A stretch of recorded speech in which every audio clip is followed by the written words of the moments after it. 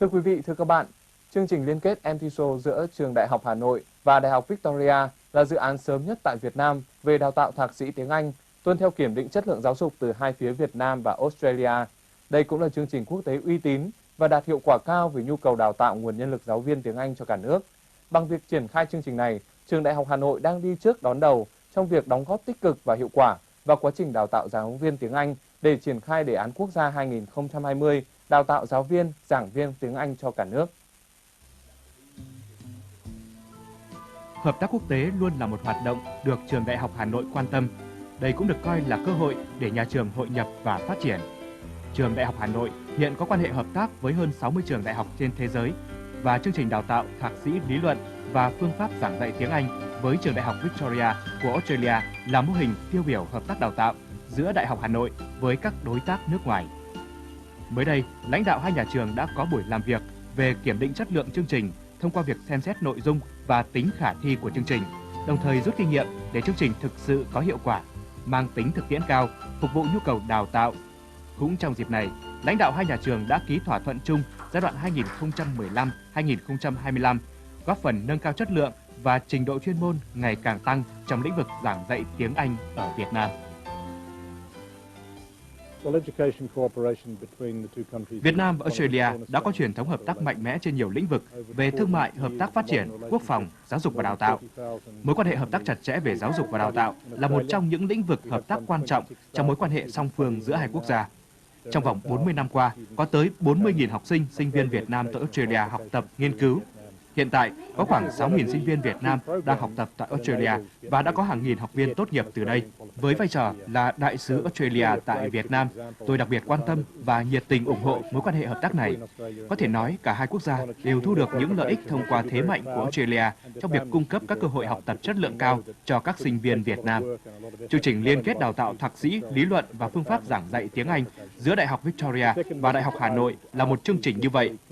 Chương trình này đóng vai trò hết sức quan trọng trong phát triển nguồn lực nói chung và nâng cao chất lượng giáo viên tiếng Anh tại Việt Nam. Chúng tôi luôn mong muốn làm thế nào để hai nước cùng hợp tác, mang lại lợi ích tốt nhất cho cả hai nước trong lĩnh vực giáo dục đào tạo.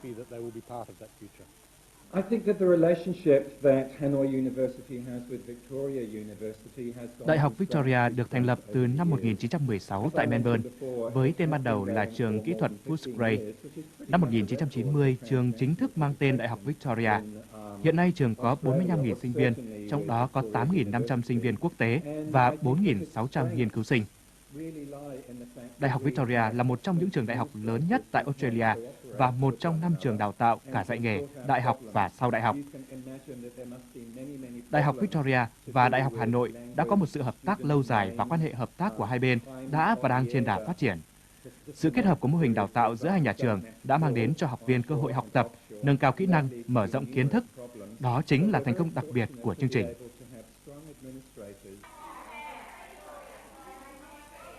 Chương trình đào tạo thạc sĩ lý luận và phương pháp giảng dạy tiếng Anh gọi tắt là TESOL là một chương trình liên kết đào tạo giữa Trường Đại học Hà Nội với Đại học Victoria, Australia, được Bộ Giáo dục và Đào tạo cho phép triển khai và bắt đầu tuyển sinh từ năm 1999.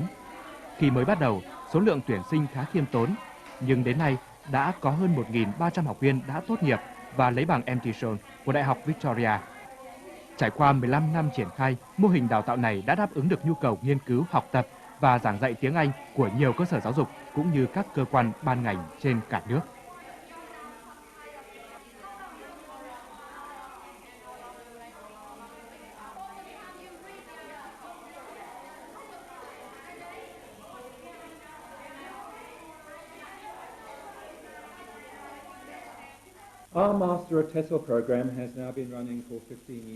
Chương trình liên kết với Đại học Hà Nội rất có ý nghĩa với các học viên tại Việt Nam, đặc biệt là những kiến thức nền tảng thực tiễn và nền tảng nghiên cứu mà chương trình đã mang lại cho học viên. Những yếu tố này giúp hiện đại hóa kỹ năng giảng dạy tiếng Anh cho các học viên Việt Nam. Từ đó học viên sẽ ứng dụng vào thực tiễn giảng dạy ở các cấp độ khác nhau, từ phổ thông tới đại học và cao học. Toàn bộ các môn học đều do giảng viên của Đại học Victoria thiết kế và giảng dạy, đặc biệt chú trọng tới những kiến thức mới nhất về phương pháp nghiên cứu, phương pháp giảng dạy tiếng Anh. Thiết kế chương trình, bài giảng, viết bài và tiểu luận, cũng như khóa luận, kỹ năng thuyết trình. Quy trình kiểm tra, đánh giá và quản lý chất lượng đào tạo cũng được tuân thủ theo quy định và thông lệ của Australia. Ngoài ra, chương trình TESOL của chúng tôi còn là hành trang tuyệt vời cho các thế hệ lãnh đạo tương lai của Việt Nam.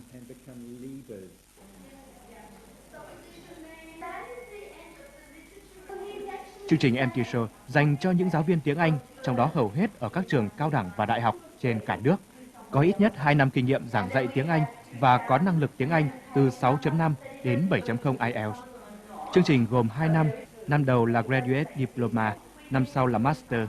Chương trình TESOL ngày càng thu hút đông đảo học viên bởi tính thực tiễn và linh hoạt của nó. Số học viên đăng ký theo học chương trình TESOL ở hai thành phố Hà Nội và thành phố Hồ Chí Minh ngày một tăng. Mỗi năm, Đại học Victoria tuyển sinh từ 100 đến 120 học viên ở mỗi thành phố. Đại học Victoria tuyển sinh 3 lần vào tháng 1, tháng 5 và tháng 9 hàng năm, tạo điều kiện cho ứng viên linh hoạt bố trí công việc để có thể theo học vào thời gian thích hợp. Mỗi môn học được bố trí giảng dạy trong 2 tuần và không ảnh hưởng tới công việc chung và nhiệm vụ của học viên.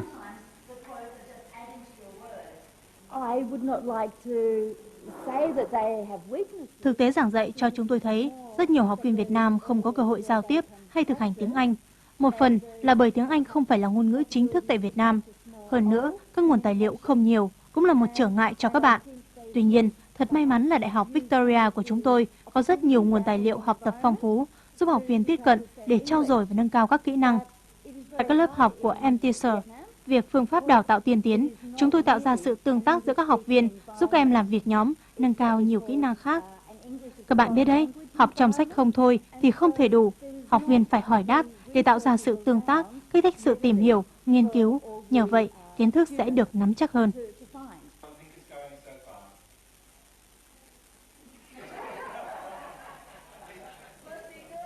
Điểm nhấn của chương trình là thiết kế khung chương trình giảng dạy phù hợp và có tính khoa học cao với tổng số 9 môn học cả hai giai đoạn. Giai đoạn 1 gồm 6 môn, giai đoạn 2 gồm 3 môn. Thời gian học phù hợp với học viên là những giảng viên đang tham gia giảng dạy hoặc cán bộ quản lý đang công tác tại các nhà trường hoặc cơ sở giáo dục trên cả nước. Trước đây, tất cả 9 môn học của chương trình này đều do giảng viên của phía trường đối tác đảm nhiệm. Đội ngũ giảng viên của trường Đại học Hà Nội chỉ tham gia trợ giảng. Hiện nay với sự trưởng thành nhanh chóng về trình độ, chuyên môn nghiệp vụ và kinh nghiệm thực tiễn, kể từ tháng 4 năm 2007, phía trường đối tác đã tin tưởng và chuyển giao cho trường Đại học Hà Nội đảm nhiệm 6 môn của giai đoạn 1. Trường đối tác chỉ đảm nhiệm 3 môn vì nhận thấy trình độ giảng viên của trường Đại học Hà Nội đã đạt chuẩn tương đương với trình độ của giảng viên tại Đại học Victoria. Sau quá trình học được đến thời điểm này là khoảng hơn 1 năm, thì em thấy là các giáo viên đều rất là nhiệt tình. Ví dụ khi bọn em có những cái chủ đề nghiên cứu gì đó thì bọn em đều có thể hỏi ý kiến giáo viên thông qua email hoặc là gặp gỡ trực tiếp hoặc gọi điện thoại, và họ có thể trả lời cho bọn em rất là cụ thể về những cái vấn đề mà giúp chúng em giải quyết những cái vấn đề mà mình đang gặp phải. Hoặc là chương trình học cũng cung cấp cho em nhiều nguồn tài liệu để bọn em có thể tự động nghiên cứu ngoài giờ lên lớp. Hiện nay thì em đang làm giảng viên ở một trường đại học Hà Nội, và em thấy là chương trình học ở Victoria và Hà Nội thì đều có sự liên kết rất là chặt chẽ và cung cấp nhiều kiến thức bổ ích cho quá trình giảng dạy của em. Chương trình không chỉ cung cấp những kiến thức về chuyên môn, về chuyên ngành, mà đồng thời cũng cung cấp về những cái phương pháp giảng dạy để giúp bọn em có thể giảng dạy tốt hơn cho sinh viên của mình. Sau quá trình học thì em học được ở thầy cô những kỹ năng giảng dạy và cũng như là kỹ năng nghiên cứu giải quyết vấn đề. Vì như là em đang dạy ở trường đại học thì cái việc nghiên cứu các phương pháp giảng dạy để áp dụng vào cái dạy sinh viên ở đại học thì rất là quan trọng.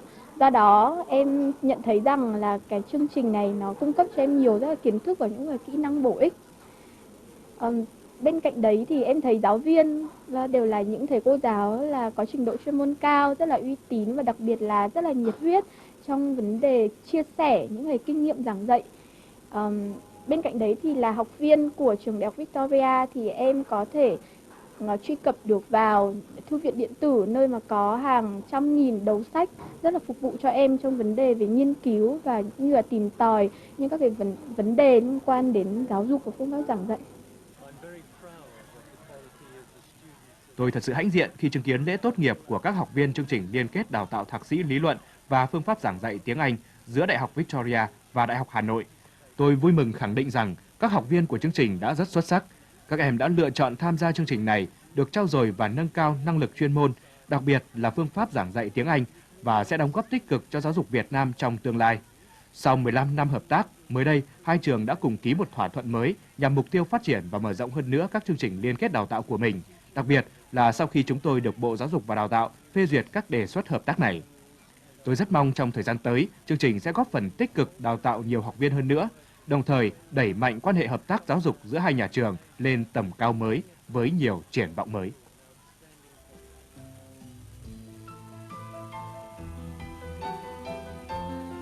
Có thể khẳng định, đây là dự án sớm nhất tại Việt Nam về đào tạo thạc sĩ tiếng Anh tuân theo kiểm định chất lượng giáo dục từ hai phía Việt Nam và Australia, cũng như nhận được sự đánh giá cao của hai chính phủ. Đào tạo thạc sĩ lý luận và phương pháp giảng dạy tiếng Anh còn là chương trình quốc tế uy tín và đạt hiệu quả cao về nhu cầu đào tạo nguồn nhân lực giáo viên tiếng Anh cho cả nước. Trong gần 15 năm qua, chương trình đã đào tạo được hơn 1.300 giáo viên có trình độ thạc sĩ. Học viên tốt nghiệp chương trình thạc sĩ này đang đảm trách nhiệm vụ đào tạo chuẩn tiếng Anh cho rất nhiều cơ sở giáo dục đại học trên cả nước. Bằng việc triển khai chương trình này, Trường Đại học Hà Nội đang đi trước đón đầu trong việc đóng góp tích cực và hiệu quả vào quá trình đào tạo giáo viên tiếng Anh để triển khai đề án quốc gia 2020 đào tạo giáo viên, giảng viên tiếng Anh cho cả nước.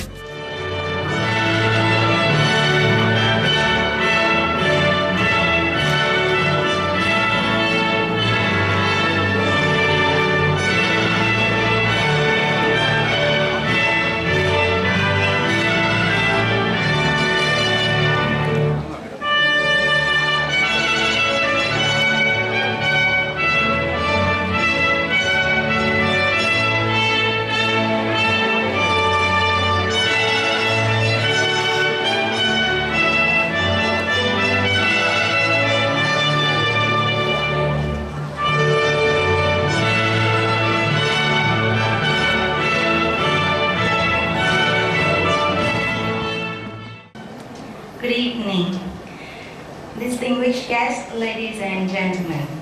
My name is Phan Thị Phượng. I'm the coordinator of the HANU-VU and TESOL program at Hanoi University. Today we are gathering here to participate in the graduation celebration for HANU-VU and TESOL. I would like to extend my warmest welcome to all of you, this very special event. Now, it is my great honor to introduce to you the distinguished guests and participants present at the celebration today. From Victoria University, Professor Tago McKenna, Evaluation Unit Coordinator and TESOL Program.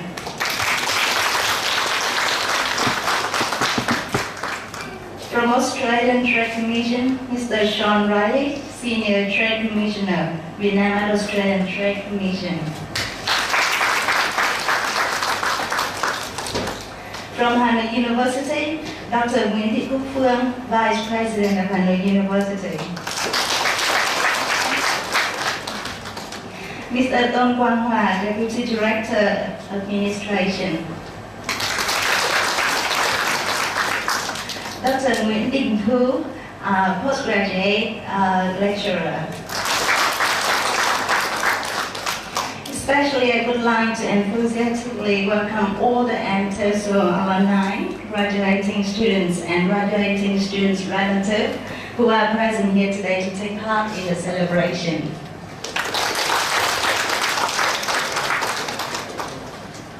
And now, I have the pleasure to invite Dr. Nguyễn Thị Cúc Phương, Vice President of Hanoi University, to deliver her congratulatory speech.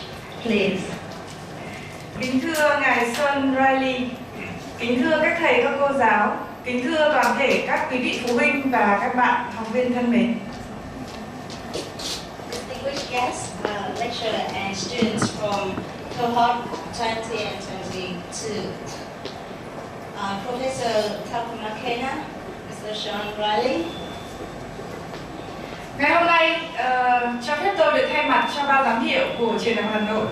Trước hết, xin gửi lời chúc mừng nồng nhiệt nhất tới toàn thể các chị em tân thạc sĩ của khóa 21 và khóa 22 đã hoàn thành xuất sắc khóa học này.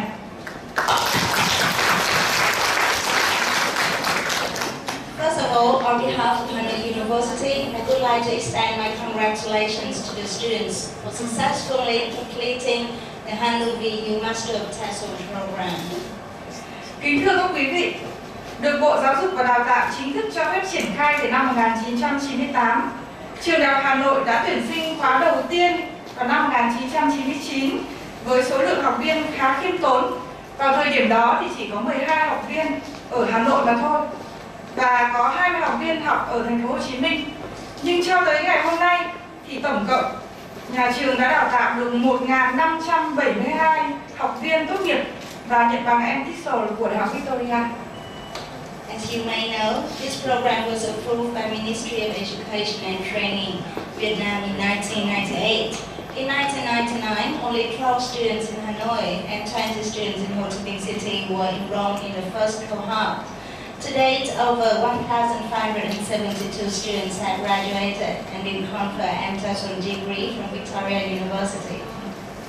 Như vậy là qua 16 năm triển khai với 925 học viên tốt nghiệp tại thành phố Hồ Chí Minh và 647 học viên tốt nghiệp tại Hà Nội, có thể nói mô hình đào tạo quốc tế này là một chương trình đào tạo có chất lượng cao và hiệu quả, đã đáp ứng được nhu cầu cấp thiết về nghiên cứu và giảng dạy tiếng Anh của các cơ sở giáo dục cũng như của các cơ quan ban ngành trên toàn quốc.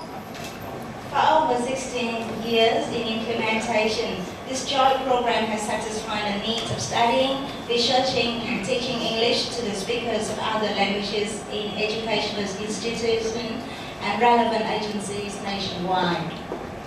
Kính thưa các quý vị và thưa toàn thể các anh chị em tân thạc sĩ, để có thể hoàn thành được chương trình thạc sĩ này, chúng tôi biết rằng các anh chị em học viên đã phải nỗ lực và phấn đấu rất nhiều.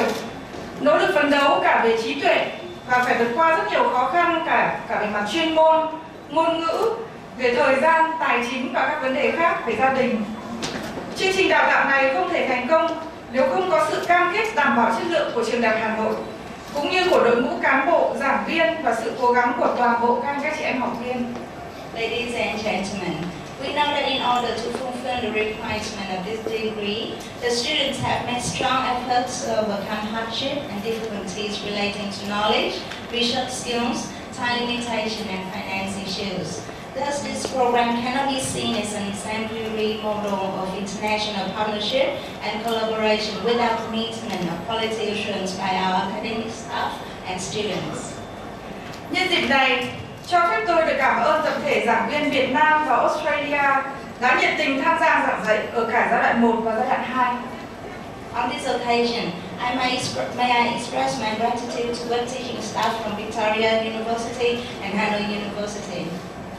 Và tôi cũng xin gửi lời chia sẻ cái niềm vui lớn lao này với toàn thể gia đình của các anh chị em học viên. Once again, congratulate the graduated students and their families. Xin chúc cho 61 học viên khóa tốt nghiệp 21 và 22 sẽ tiếp tục nâng cao trình độ, vận dụng phát huy kiến thức mình đã học được và đưa những kiến thức đó vào nghề nghiệp để anh chị em ngày càng thành công hơn trong hoạt động nghề nghiệp của mình. I do hope that graduated students will effectively implement their acquired knowledge and skills in their professional development. Và cuối cùng, theo truyền thống thì xin gửi lời chúc mừng tới toàn thể các vị phụ huynh cũng như là các anh chị em tân thạc sĩ. Đấy là lời chúc sức khỏe, hạnh phúc và thành công. Xin trân trọng cảm ơn. Thank you very much. Very much, Dr. Nguyễn Thị Cúc Phương. I would like to welcome Professor Dr. Thakur McKenna to come to the stage. Very much for your kind and generous words. Tonight is a combination of effort and endeavour. Congratulations to you, each and every one of you in this room, including the wonderful family and friends who are with you this evening. You could not have done the work that you have done without the love, the care, the tenderness, the perseverance and the patience of your family and your friends. I started working on this program about 4 years ago, and I had no idea how important you would become in my own life. As a teacher, my students are very important.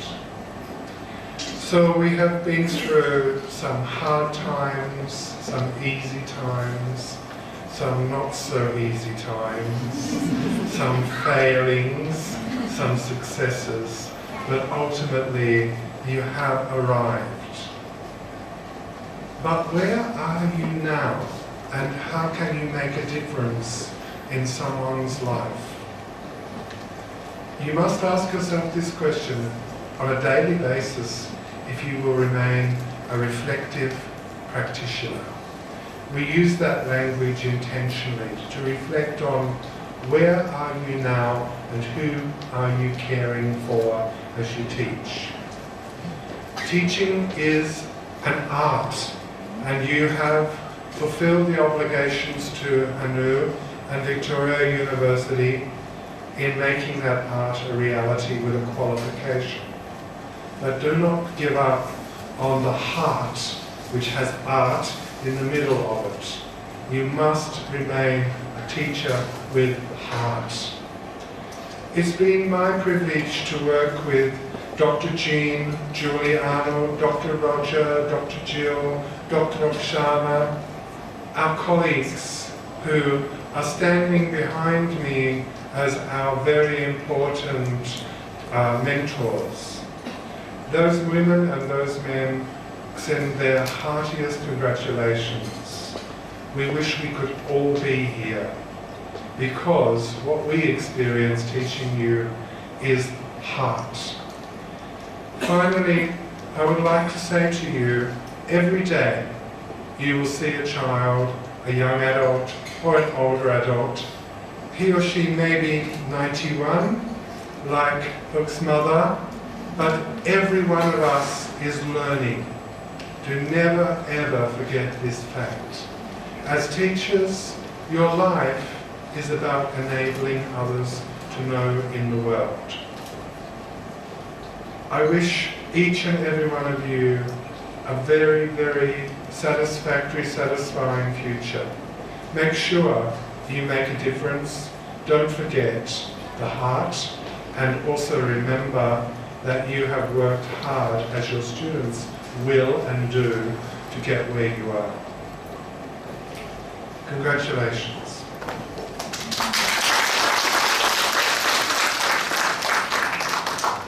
It's my pleasure now to introduce Mr. Sean Riley. Sean is the Australian Consulate General, and he has a master's degree from Melbourne, but not from our university. Sean Riley.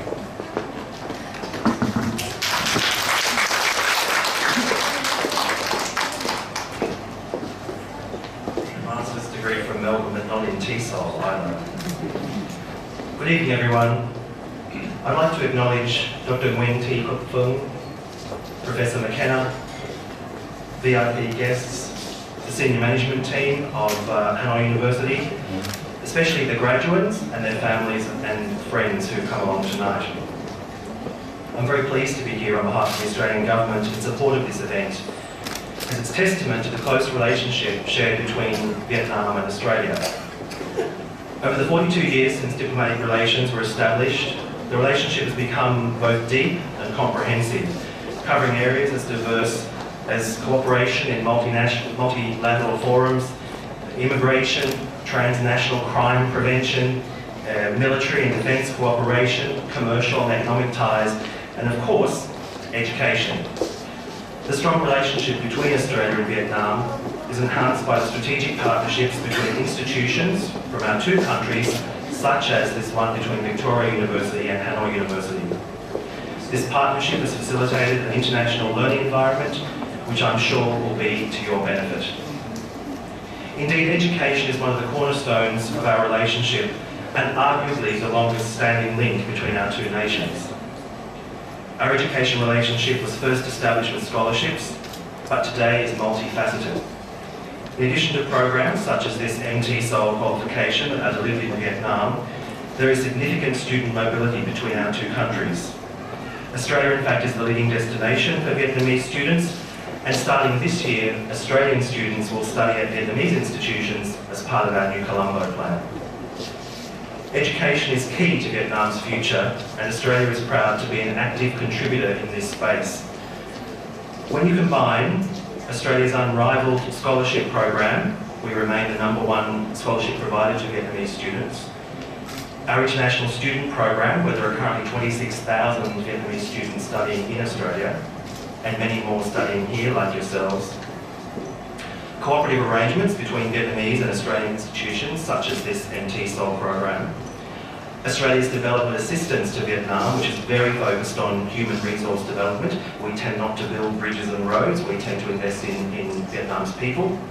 And also the work of our private sector. Think about firms here like ANZ, who invest in management talent in this country.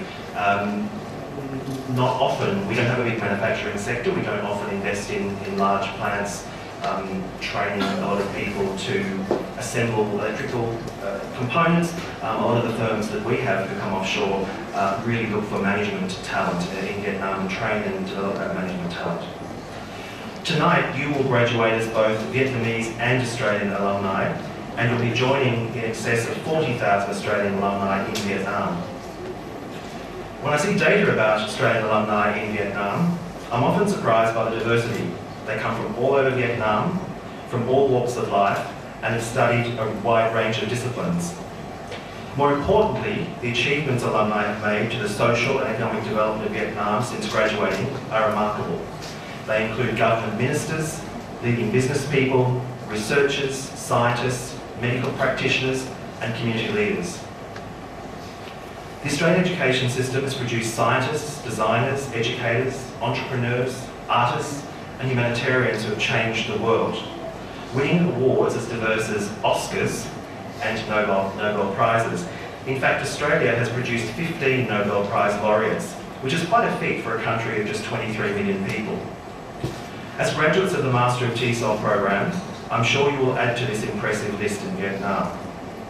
Upgrading English proficiency in Vietnam is a key priority of the Vietnamese government, to sustain Vietnam's competitiveness in an increasingly competitive global environment.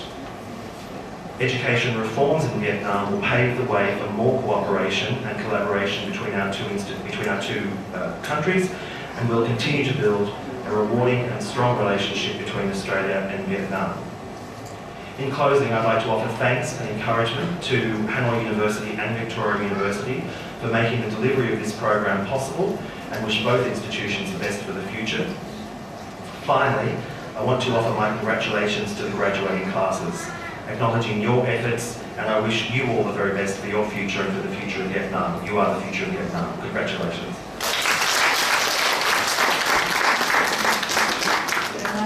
Mr. Sean Reddy.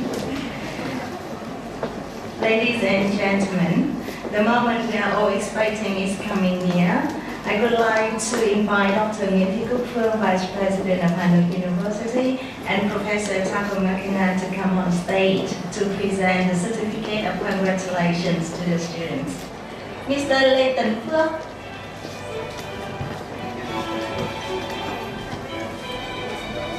Anh ơi, nha.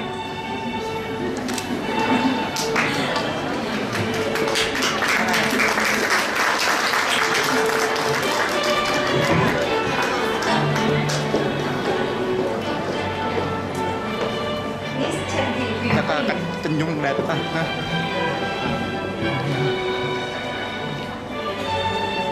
Thế này.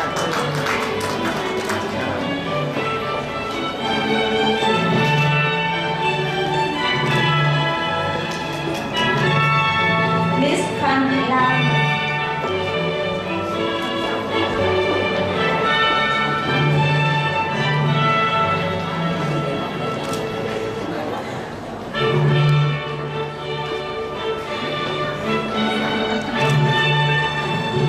Mr. Nguyễn Văn Huy.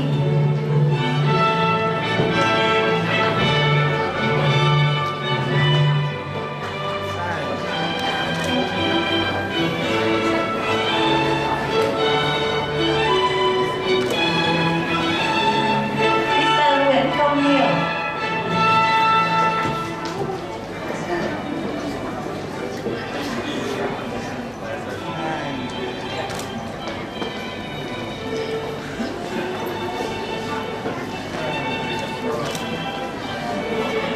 Mr. Trần Thanh Thiện.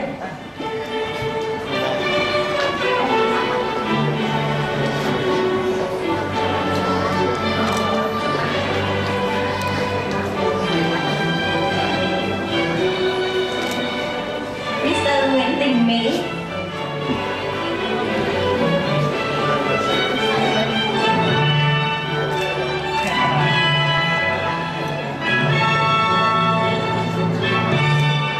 Miss Đoàn Thị Tố Như.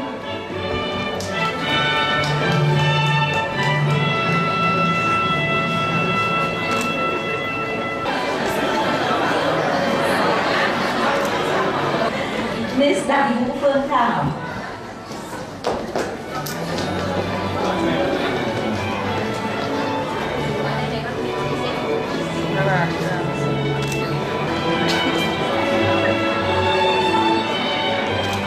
Mr. Nguyễn Vương Khánh Vũ.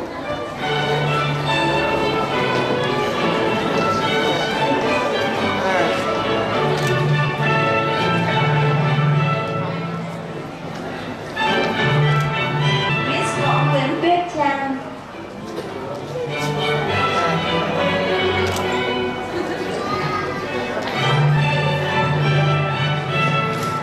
Thị Kim Vân.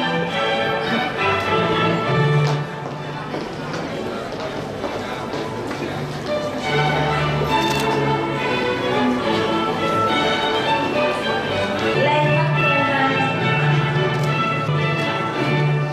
Đấy là tóc này.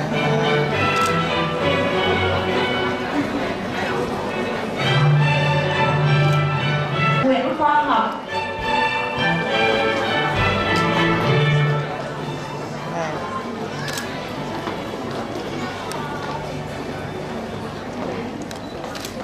Đặng Nguyễn Diên Khánh.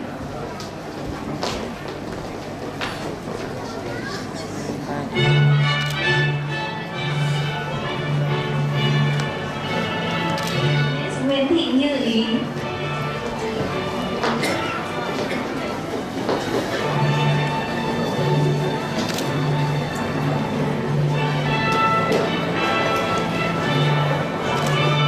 Miss Bùi Ngọc Thúy Giang.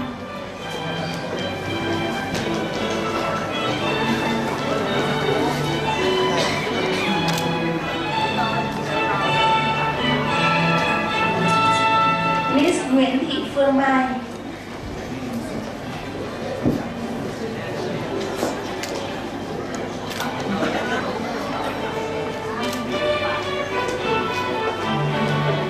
Miss Tống Thị Mỹ Trinh.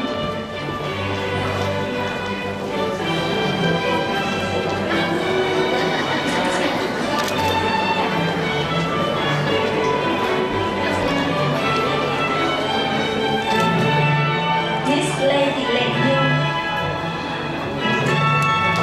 Đêm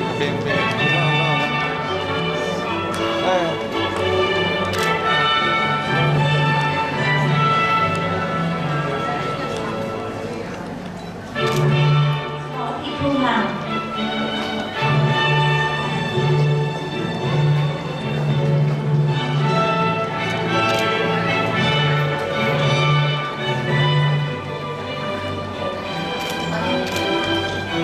Miss Đắc.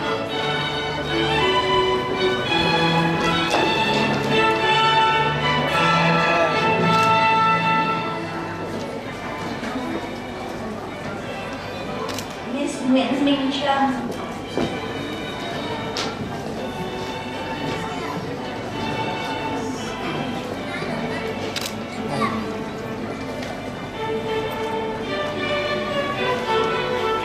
Mr. Nguyễn Thanh Vũ.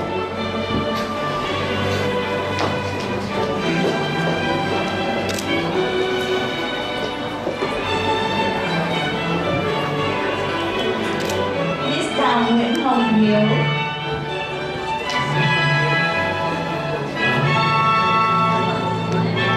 Từ từ tục lại không? Mr. Nguyễn Bá Hạ.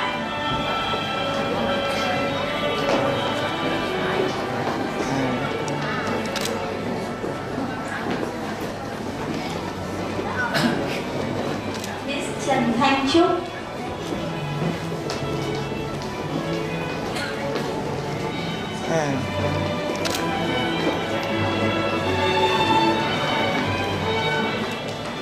Mr. Nguyễn Thượng Nhiên.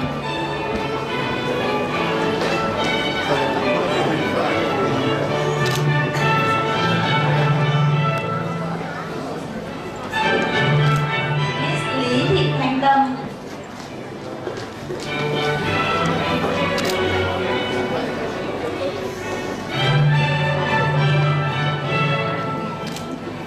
Miss Thị Phương Trúc.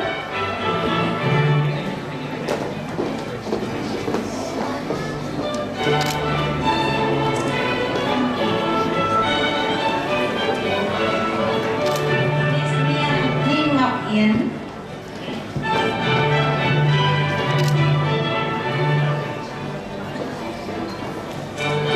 Mr. Nguyễn Hoàng.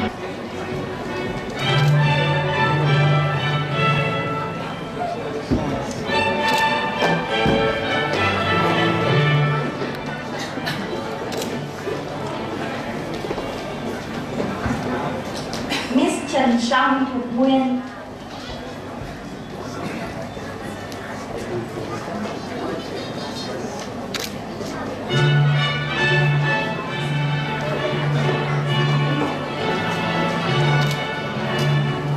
Miss Nguyễn Thanh Thảo Nguyên.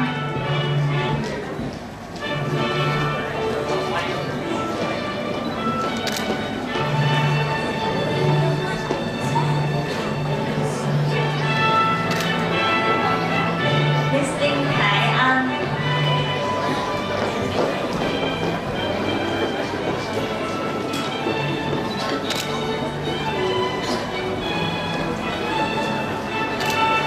Mr. Đào Quang Trường.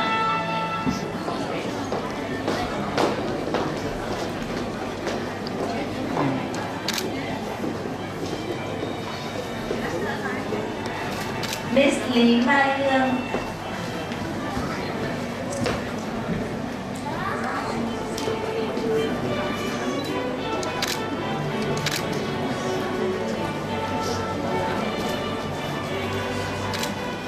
Nguyễn Thị Lê Ánh.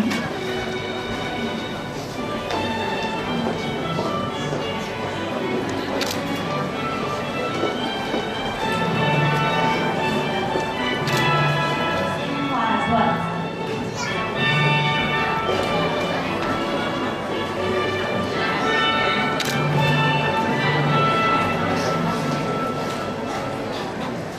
Trần Thị Nhàn.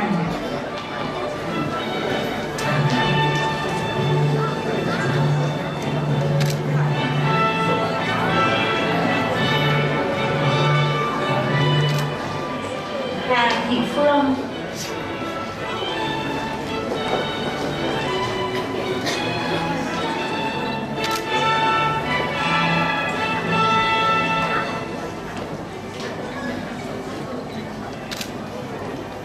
Miss Phan Thanh Su Lan.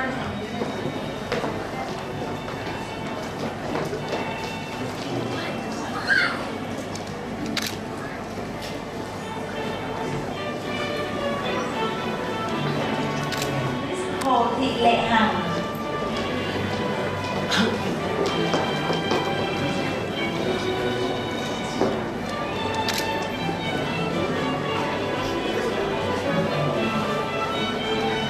Miss Nguyễn Trang Thùy Dung.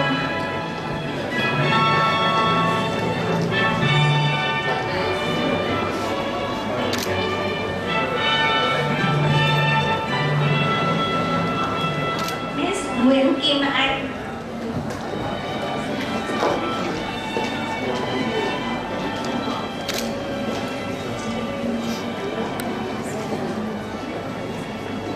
Thị Phương Linh.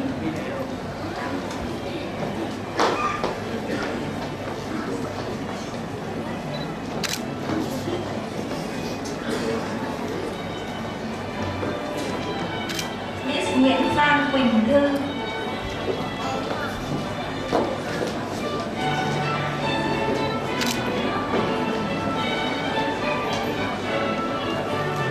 Miss Phạm Thanh Trúc Mai.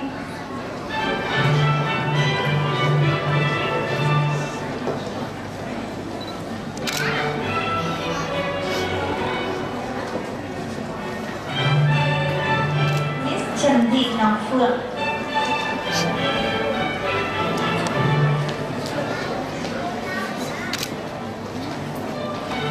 Mr. Nguyễn Tấn Tú.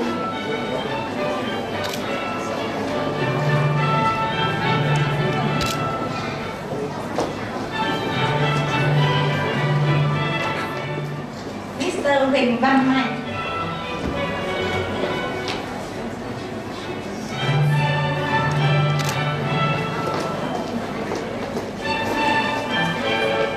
Miss Ngô Thị Bích Liên.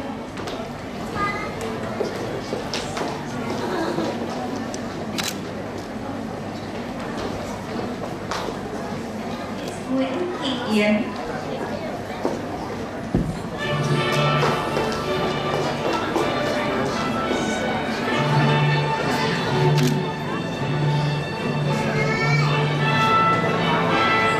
Miss Bùi Vĩ Thảo Trâm.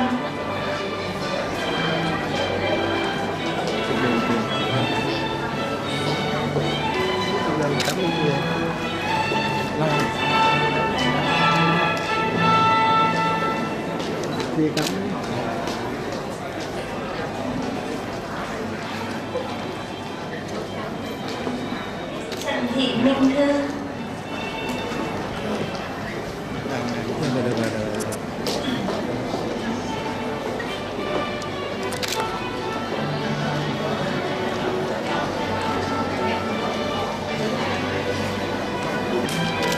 Miss Nguyễn Hồng Ngọc.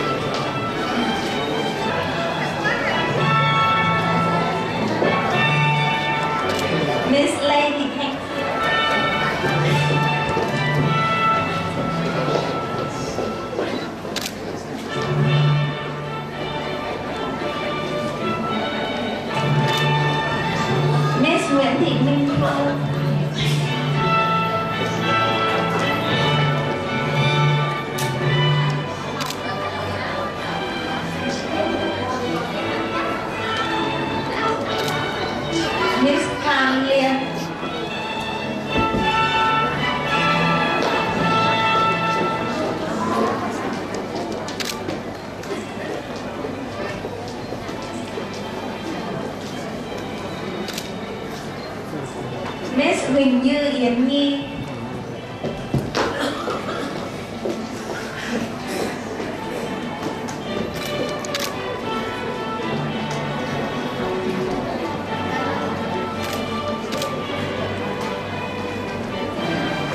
Thank you very much, Vice President Nguyễn Thị Cúc Phương and Dr.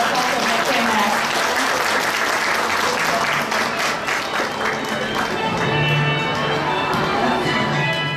As you know that Dr. Martin Andrew is the coordinator of the program at Victoria University.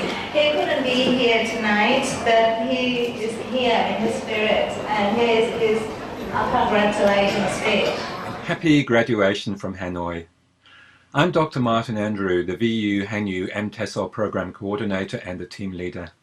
I'm sad to be unable to attend today's celebrations because I'm teaching in Hanoi today and working with staff on their entry test tomorrow, so my schedule is unhappily all filled up. However, with the help of technology, I'm able to send you a message of congratulations and good wishes.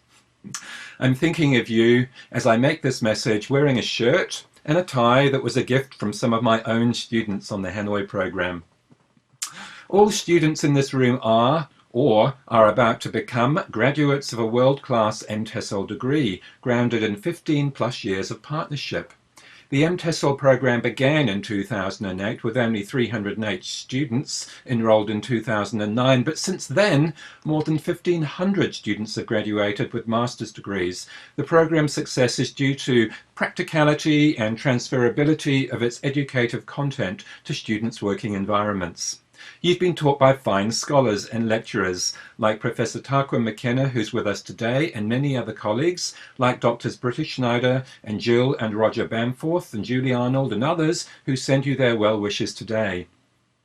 I hope your memory of them and their impact on your thinking stays with you forever. Congratulations to each and every one of you, and the best of luck in your contributions to Vietnam's goal to boost the nation's industrialization and modernization through education.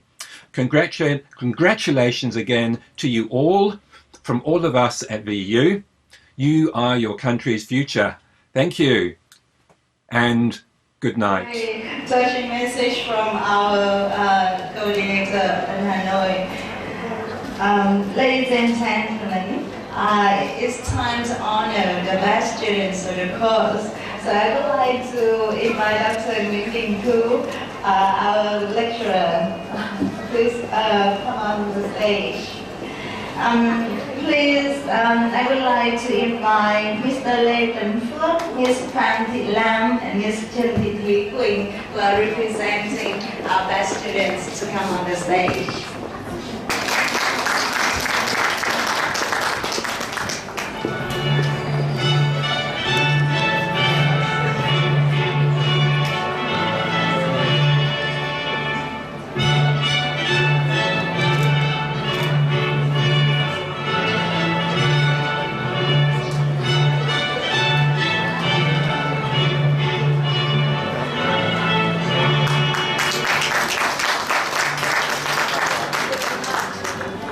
Thank you very much. Yes.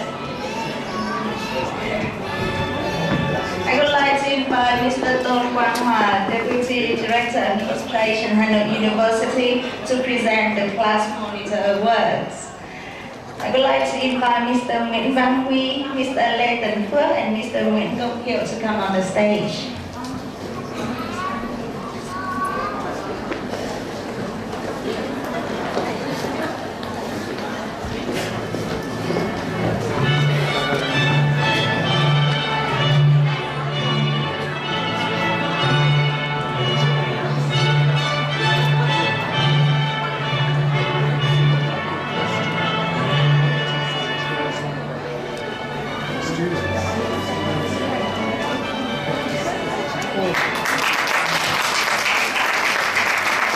Mr. Nguyễn Công Hiệu, one of our monitors, would like to share his emotion and feelings with us. Please, Mr. Hiệu. Professor Tarquin McKenna, Dr. Nguyễn Thị Cúc Phương, Vice President of Hanoi University, and Mr. John McAlpinen, Dr. Minh, ladies and gentlemen, I'm very happy now and very excited. Are you happy, everyone? I'm sure you are very happy. Today is your day. Your day, and then also my day. Everyone, dreams have brought me here tonight. When I was sitting there with you a few minutes ago, I was reviewing my life, my childhood. I grew up in the countryside, in poverty and also misery. And then I love the song, I Have a Dream. And then when I was in high school and universities, 2 universities at the same time, I was cycling to school and I was dreaming and daydreaming as well. I dreamed of a better life, a better future. And at that time, Dr. Martin Luther King's famous speech, I Have a Dream, was in my mind. And I was keep thinking of my dreams. I dreamed to do my master's degree. And tonight, I got it. I'm very happy. And thanks God, my dream come true, right? And a better life now with a master's degree. I'm sure my life will be a lot better. And your life is a lot better as well, I believe. And your career development will turn to another better page.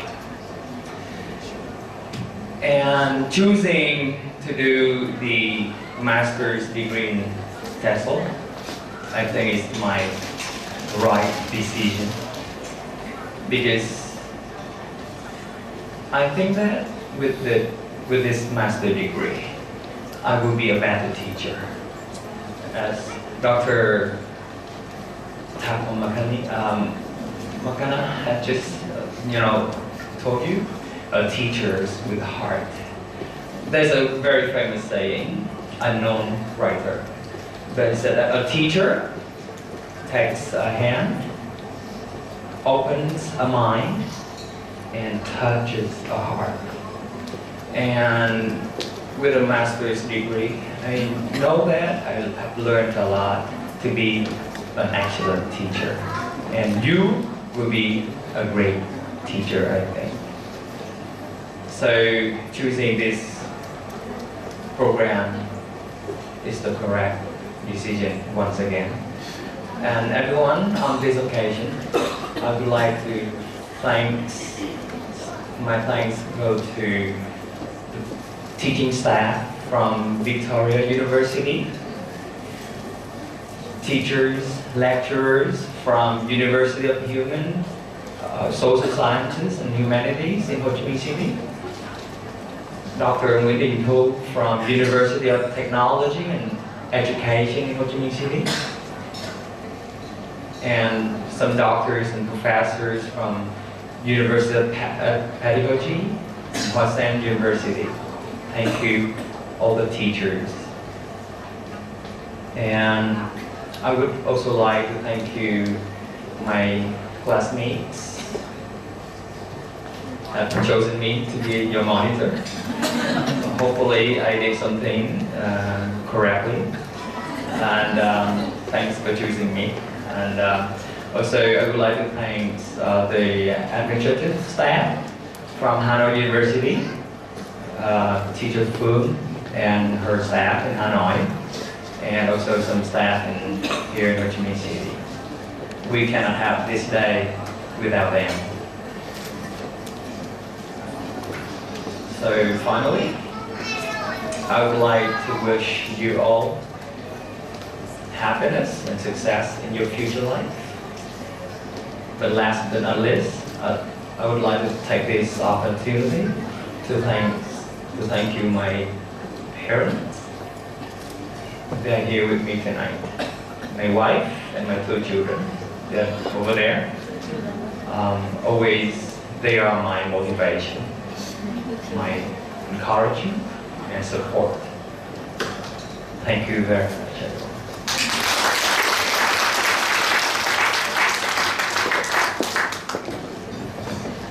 Thank you, Mr. Hill, for this sharing.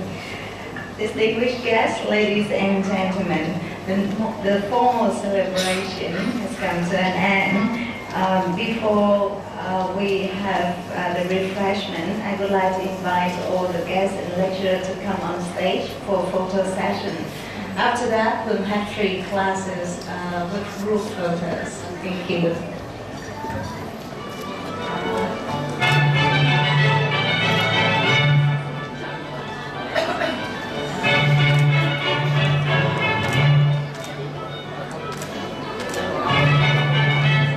To come on the stage. Okay, all students from Mr. Nguyễn Văn, who is the monitor, please come on the stage to have the class photo.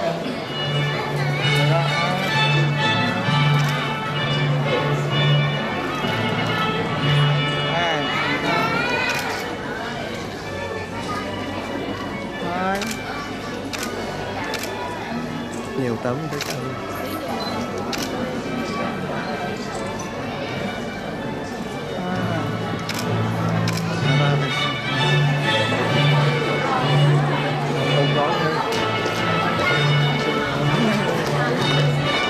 I would like to invite the class Mr. Lê Tấn Phước.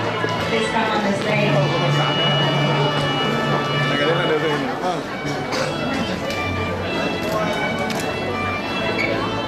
Rồi, tên kia nữa.